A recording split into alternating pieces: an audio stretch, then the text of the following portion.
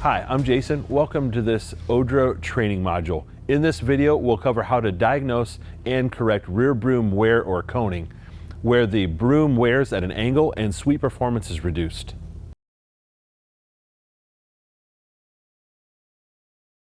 In the case of severe coning, we want to talk about and showcase what it looks like and then the corrective action to take in order to resolve that. What it is when you have a small contact pattern on your main broom on one side and a heavy contact pattern on the other side, that is going to create a condition called coning, and it'll actually taper the main broom and you'll get uneven wear and you'll cut the life of the broom in half. And so not only costing money, but all the time it takes to replace those components. So what causes severe coning? It's a difference of pressure from one side to the other of the broom. So one side has a light pressure, one side has a heavy pressure, and it's going to, over time, over weeks of running the machine, it's going to create a small diameter on one side and a large diameter on the other, and you won't be able to effectively use all of the bristles of that broom. And so that is what coning actually is, and how we compensate for that is adjusting pressures, not only on the surface, a flat surface where we might have the machine in a shop, but we also want to check it out in the area where it's being used. So in the environment where it's sweeping, it might have a crowned road, and you'll want to make sure that you test it on those crowned surfaces because the pattern will change. Now that you've seen the uneven broom pattern, what do we do? What's the corrective action that needs to take place? On the main broom, when you have the coning that we've shown, what you want to do is on the small pattern side, you will need to increase pressure, which means you're going to lower this bracket down in order to increase pressure.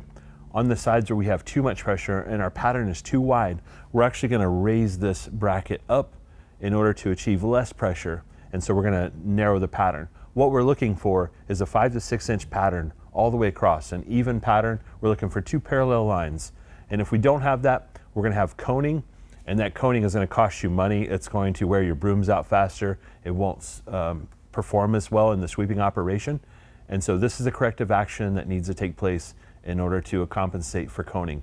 The other thing that needs to be thought of is the surface that you're doing your adjustments on. If you're adjusting your broom pattern on a perfectly flat surface and then you take it out to an uneven surface like a crowned road, you're going to get uneven pattern or uneven wear on your broom. So it's important that you actually check your broom pattern in the environment that you're operating the sweeper in.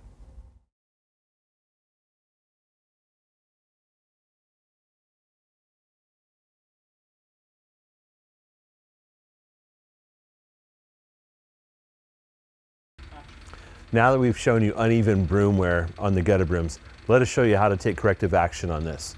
So there's a couple adjustments that need to take place. One is we need to make sure that the forward angle of the broom is set, and that is done right here at this bolt, and there's a slotted hole. We would loosen this up and adjust it. You want about 5 degrees of downward slope in the front. The next one is going to be our broom tilt, and that's done from inside the cab. And when we push the button inside for tilt, then we're going to see the broom tilt back and forth, and we can get it positioned correctly. The third step is going to be the broom pressure. So turning the dial inside the cab and getting the correct broom pressure is going to change our pattern. So between the combination of tilt and pressure, we're looking to achieve on the left side gutter broom a contact pattern from about 9 o'clock to 1, and on the right or the curb side gutter broom, we're looking for a contact pattern from 3 o'clock over to about 11 o'clock.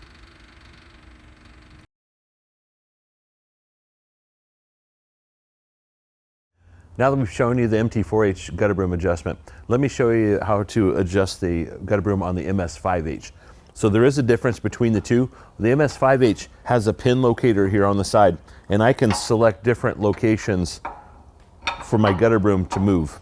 So what that does is it actually limits the travel, the lateral movement of the gutter broom, and that changes my overall sweep path. So to maintain our brooms properly, make sure that the patterns are correct, we have the right pressure, and that the bristles have the proper length. So 6 inches of bristle length or less means that you need to change the broom out on the gutter brooms or the main broom.